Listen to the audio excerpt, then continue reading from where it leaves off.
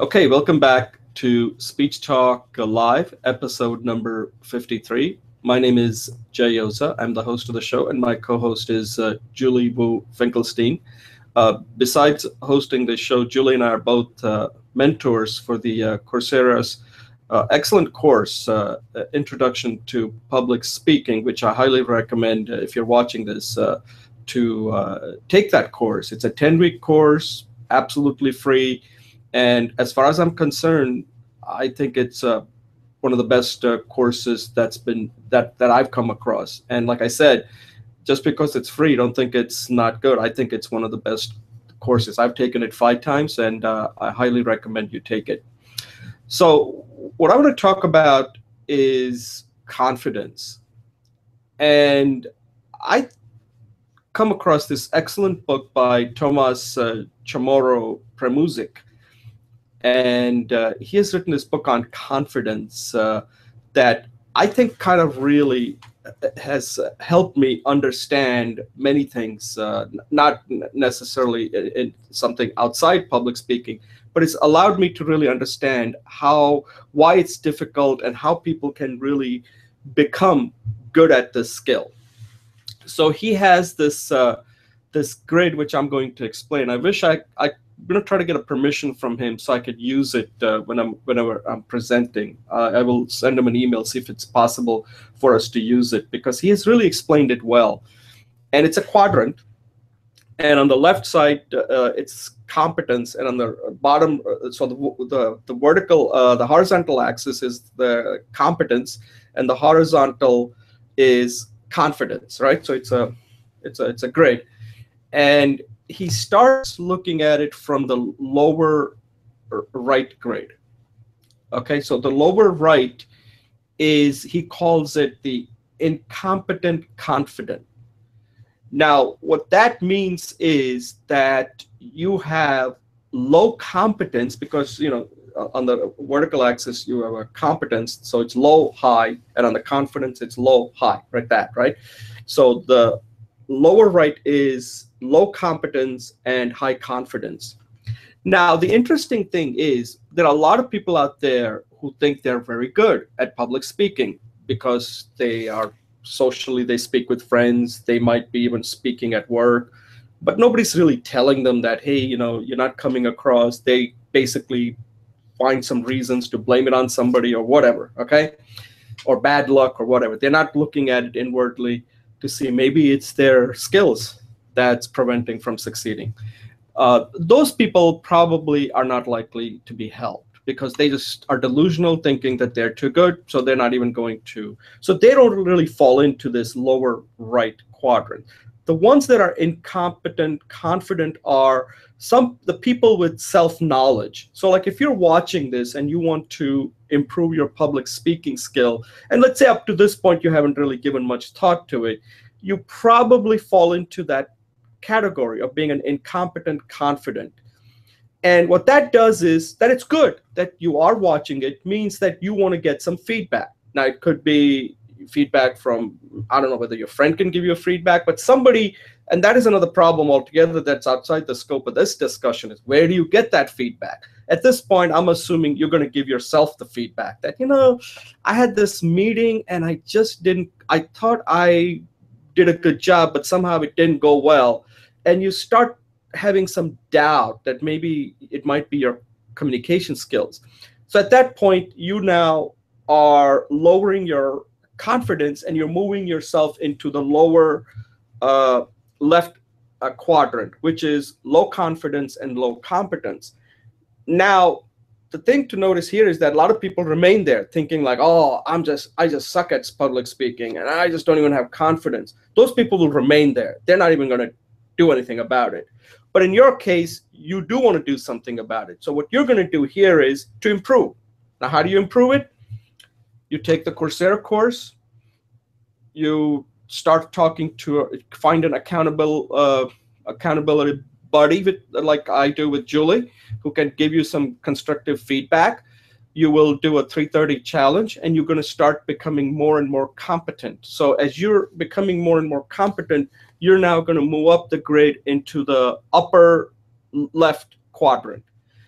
in the upper left quadrant, you are now increasing your competence, and you may at this point have some, you may try to be a perfectionist because you don't know how good you really are, even though you're getting some good feedback from people saying, hey, your speech was excellent, you did a great job, and you're developing more confidence, but you're still not confident because you're coming from an area where you had high confidence, then you had low confidence, so you're not sure whether at this point you are necessarily, you will have that confidence. The bad thing here that can happen is you may try to become too much of a perfectionist. And at that point, you will start feeling insecure. And that could be a bad thing, because what that would mean is that even though you are competent, people are giving you all sorts of validation that you are an excellent speaker, but you just don't have the confidence, and you may prevent yourself from seizing different opportunities that may be available. So yes, you can hide your insecurities, which is good because that will make you improve more and more. But at some point, you have to start moving into the fourth quadrant, the upper right quadrant. That's where you want to be, which is you have high competence and you have high confidence. That's where you want to be. That's when you start enjoying communicating, giving speeches, because you have put in the effort, you're competent, and also with all the feedback you're getting, you're developing that confidence. So the confidence is a result of your competence here. The thing you have to be careful in the fourth quadrant is you do not want to become too complacent, because some people get like, I did a great speech, people loved it, I don't need to work on it anymore, I don't need to practice more, learn new techniques and this and that. And what that could potentially do is you'll start losing your edge, and you'll drop back into that lower right quadrant, where you will start losing your competence and you will have your high confidence. So you, at that point, what you want to do is you need to have self-knowledge, you need to have an accountability buddy, or have a coach to make sure that you remain at that upper right quadrant. So this is a sort of like I go into this in a little bit more detail in my accompanying video, but I just wanted to kind of show you how this thing works. And this is explained really well by this author, Tomas Chamorro-Premuzic, in his book, The Confidence, which kind of helped me explain how this whole thing works, rather than people constantly saying like, do the power pose and that'll do the trick. Yeah, that might help you, but it's not sustainable. It's not really sustainable. It might be something you can add to one of the tools, but that alone isn't going to do it. You really need to understand this grid on how this thing works. And then certainly, like if you're going and giving a speech, maybe doing some power poses or something like that, or self-talk, all that could be helpful. But that alone isn't going to lead to you giving an excellent speech. It's not sustainable. So I just wanted to kind of explain this this confidence, competence, and this grid really helps you understand it much better. So at this point, I'll ask Julie to see what she thinks of this this confidence versus competence grid. Thanks, Jay. So I really like your speech. I really like the idea of the grid. I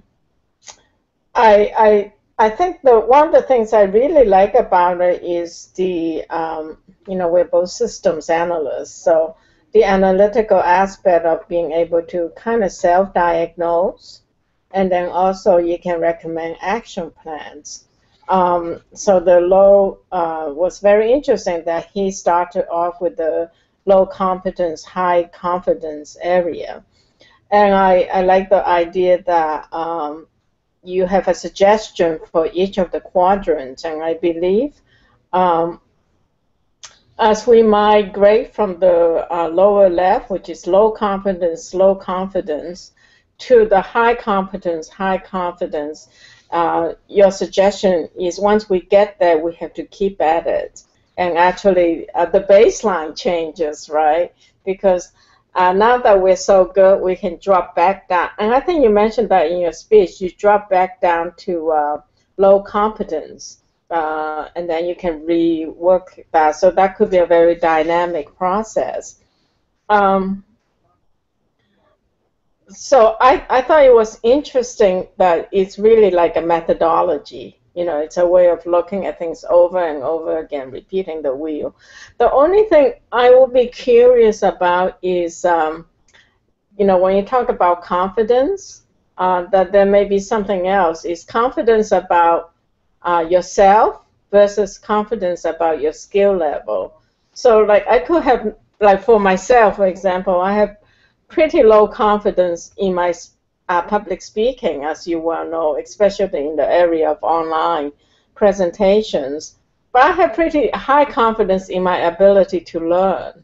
So it was that matrix that really helped me to practice and started off at a low competence. And actually, I had a high confidence of my speak at one point, and as you know, I thought I was a pretty good communicator when I came on the program doing this speech talk live with you. So it was your feedback and my own just direct experience with public speaking that actually shifted me into the lower left corner. And hopefully I'm slowly climbing up to the high confidence and high competence level, but then I drop down because there's always more things to learn. So I think this is a very interesting matrix, and I imagine from what you say is you took it for public speaking, but it actually applies to any, it's an approach that can be applied in any kind of skill set we want to develop. I really appreciate that. Thanks. Yeah, so I would say at this point, uh, you and I are probably on the upper left quadrant where we are developing our competence because we've been doing this for some time, but we are probably able to hide our insecurities when we are, at least for time being, because until we start giving a lot of speeches in public and we get that, well, then that's when I would say that we would both be in the upper right quadrant. So at this point we probably have the competence, but we probably don't have the high confidence. And that's not because we don't have the competence, it's just that we haven't been in front of that type of a situation stage where we have given speeches and done it often enough so that we've gotten some validation. Once we do that, then we are going to slowly move from that upper or left quadrant to the upper right quadrant. And then upper right quadrant, we are like, now let's say after you get into that upper right quadrant, we're just saying, Jay, you know what? Thanks, but I don't have any more time for Speech Talk Live. I'm pretty much set now. I got paid gigs all over the place. This is too much work for me for that. So at that point, you're going to focus on what you're doing, and you could eventually start dropping down into that upper, like you mentioned, lower right quadrant, and you become an incompetent confident. Or you could be so delusional that you don't even feel that. You think like, I am so good, I don't even need to worry. Because that incompetent and confident is there because you want to get some feedback. And then if you become so cocky that you're saying, I don't need feedback, I've achieved that nirvana now, I'm in that fourth quadrant. But these things are not static, okay? They're move. Things change, your audience changes. So you've got to really, keep your game up all the time. So I would say that when you started taking this course, I think you said it right, that at some point, and you should kind of go through your journey, that you were at one point incompetent and confident, and then after you left work, you suddenly realized that I needed to up my game, and that means that you're trying to bring the confidence and you're aligning them, right? That's the whole point of this grid. You're aligning at the low end and you're aligning at the high end, right? At the fourth quadrant and at the lower left quadrant. At the lower left quadrant means that now you're basically saying, I need a lot of help. I need to work on it. And that's when we tell people, you got to take this Coursera course, you got to practice, you got to do the 330 challenge. And they start moving up, but they're still developing the skill, but they're not closing the confidence gap. That happens in the fourth quadrant.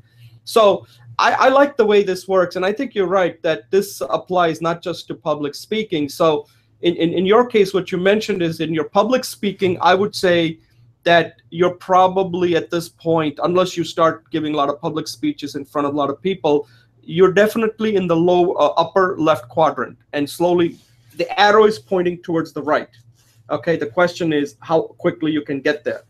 As far as your learning skill definitely is probably on the upper right quadrant, because you're doing all the right things and you're not becoming cocky. You want to learn more, you're reading more stuff, you're doing a lot of stuff. So I think on the learning side, you and I are you and I are definitely in the upper right quadrant. So you're right, you got to isolate each skill and place yourself, which quadrant do you really belong in, and then you can make the improvement. Any closing thoughts before we move on to our next segment? No, this is great, and I invite you to maybe produce a worksheet and share that with us. Yeah, what I'm going to try to do is I'm going to send an email to Thomas directly and tell him, like, look, we really like it. We'd like to use it and make it available to people if he's okay with it. And he's a professor, so I'm not sure whether he would have any objection to us using this grid. And maybe we can customize it for the public speaking skill, learning skill, and you can even do it for the thing that you're working on. So I will reach out to Thomas, and perhaps even if he's interested, even get him on the show to talk about this. Okay, so at this point, we will close out this segment and take a brief pause.